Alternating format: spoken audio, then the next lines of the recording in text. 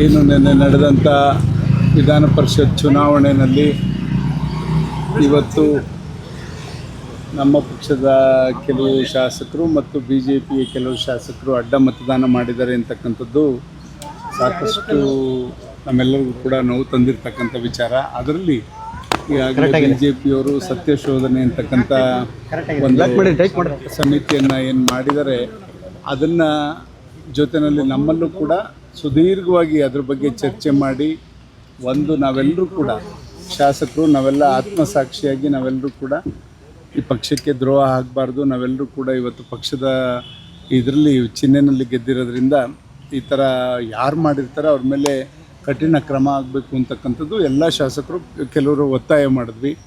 ಕೊನೆಗೆ ನಾವೆಲ್ಲರೂ ಕೂಡ ಅಂತಿಮವಾಗಿ ನಮ್ಮ ವರಿಷ್ಠರು ಮತ್ತು ರಾಜ್ಯಾಧ್ಯಕ್ಷರಿಗೆ ನಾವು ಬಿಟ್ಟಿದ್ದೇವೆ. ಇದನ್ನು ಯಾರು ಅಂತಕ್ಕಂಥ ಗೊತ್ತಾದ ತಕ್ಷಣ ಅವ್ರ ಮೇಲೆ ಶಿಸ್ತು ಕ್ರಮ ತಗೋಬೇಕು ಅಂತಕ್ಕಂಥ ಒತ್ತಾಯನ ಎಲ್ಲ ಶಾಸಕರು ಕೂಡ ಮಾಡಿದ್ದೇವೆ ಅಂತ ಹೇಳಲಿಕ್ಕೆ ಬಯಸ್ತಾರೆ. ಕಳ್ತನ ಮಾಡಿದ್ದು ಏನು ಮಾಡಿದ್ದು ಕೂಡ ಆಚೆ ಬಂದೇ ಬರುತ್ತೆ, ಯಾರು ಕೂಡ ಅದನ್ನು ಮುಚ್ಚಿಡ್ಲಿಕ್ಕೆ ಸಾಧ್ಯ ಇಲ್ಲ.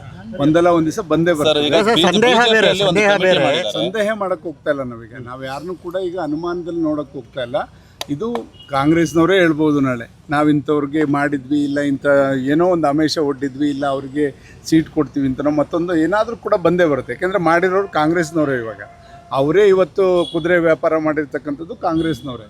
ಇವತ್ತು ಬಿ ಜೆ ಪಿಯ ಕೆಲವು ಶಾಸಕರನ್ನ ಮತ್ತು ನಮ್ಮ ಜೆ ಡಿ ಎಸ್ನ ಕೆಲವು ಶಾಸಕರನ್ನ, ಹಾಗಾಗಿ ಅವರೇ ಒಂದಲ್ಲ ಒಂದು ದಿವಸ ಅದು ಬಾಯಿ ಬಿಡ್ತಾರೆ. ಬಂದಾಗ ಖಂಡಿತ ಗೊತ್ತಾಗೇ ಆಗುತ್ತೆ. ಅವಾಗ ಅಂಥವ್ರಿಗೆ ನೀವು ಮುಲಾಜಿಲ್ದಂಗೆ ಅಂಥವ್ರ ಮೇಲೆ ಶಿಸ್ತು. ನಮ್ಮಲ್ಲಿ 4 ನಮ್ಮಲ್ಲಾಗಿದೆ ಅಂತ ನಮ್ಮ ಎಲ್ಲರೂ ಕೂಡ ಅಭಿಪ್ರಾಯ. ಇವತ್ತು ಒಟ್ಟಾಗಿ 11 ಆಗಿರೋದ್ರಿಂದ ನಮ್ಮಲ್ಲಿ 3 ಜನ ಮತ್ತು ಜಿ ಟಿ ದೇವೇಗೌಡರು ಒಬ್ಬರದ್ದು ಕೂಡ ಅದನ್ನು ಸೇರಿಕೊಂಡು 4 ಜನ ಅಂತಕ್ಕಂಥದ್ದು ನಮ್ಮೆಲ್ಲರಿಗೂ. ಸರಿ, ಈ ಚುನಾವಣೆಗೆ ಮುಂಚೆ ನೀವೆಲ್ಲರೂ ರೆಸಾರ್ಟ್ನಲ್ಲಿ ಒಂದು ಸಭೆ ಸೇರ್ತೀರಿ, ಅಲ್ಲೂ ಒಗ್ಗಟ್ಟಿನ ಮಂತ್ರ ಪಠಿಸ್ತೀರಿ. ಚುನಾವಣೆ ಆದಮೇಲೆ ಸಭೆ ಕರಿತೀರಿ, ಇಲ್ಲೂ ಎಲ್ಲರೂ ಒಗ್ಗಟ್ಟಾಗಿರ್ತೀರಿ.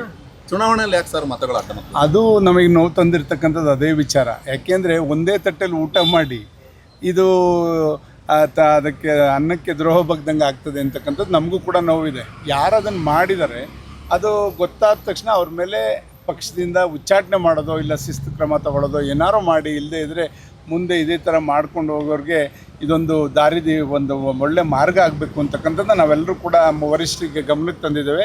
ಖಂಡಿತ ಅವರು ಅಷ್ಟೇ ಇದನ್ನು ಕೂಲಂಕುಷವಾಗಿ ಪರಿಶೀಲನೆ ಮಾಡಿ ಖಂಡಿತ ನಾನು ಶಿಸ್ತು ಕ್ರಮ ತಗೋತೀನಿ ಅಂತ ಹೇಳಿದ್ದಾರೆ. ಇದನ್ನು ನಾವು ನಮ್ಮ ವರಿಷ್ಠರಾದಂಥ ರಾಜ್ಯಾಧ್ಯಕ್ಷರಿಗೆ ನಾವು ಇದನ್ನು ಸನ್ಮಾನ್ಯ ಕೇಂದ್ರ ಸಚಿವರು ಮತ್ತು ರಾಜ್ಯಾಧ್ಯಕ್ಷರಾದಂಥ ಕುಮಾರಣ್ಣವ್ರಿಗೆ ನೀವು ಇದನ್ನು ಶಿಸ್ತು ಕ್ರಮ ತಗೋಬೇಕು ಅಂತ ಒತ್ತಾಯ ನಮ್ಮಲ್ಲಿ ಅದಕ್ಕೆ ಬೇರೆ ಥರ ಅವ್ರ ಮಾರ್ಗ ಹುಡುಕ್ತಾರೆ. ಅದು ಅವ್ರಿಗೆ ಬಿಟ್ಟಿದ್ದೀವಿ. ಅದನ್ನು ಪರಿಶೀಲನೆ ಮಾಡಲಿಕ್ಕೆ ನಮ್ಮ ರಾಜ್ಯಾಧ್ಯಕ್ಷರಿಗೆ ನಾವು ಪೂರ್ಣ ಪ್ರಮಾಣದ ಒಂದು ಅಧಿಕಾರವನ್ನು ಅವ್ರಿಗೆ ಕೊಟ್ಟಿದ್ದೇವೆ. ನೀವೇನು ಕ್ರಮ ತಗೋತೀರೋ ಅದಕ್ಕೆ ನಾವೆಲ್ಲ ಬದ್ಧ ಅಂತ ಹೇಳಿದ್ದೇವೆ. ನಮ್ಮಲ್ಲಿ 4 ಜನ ಆಗಿದ್ದಾರೆ ಅಂತ ಹೇಳಿ.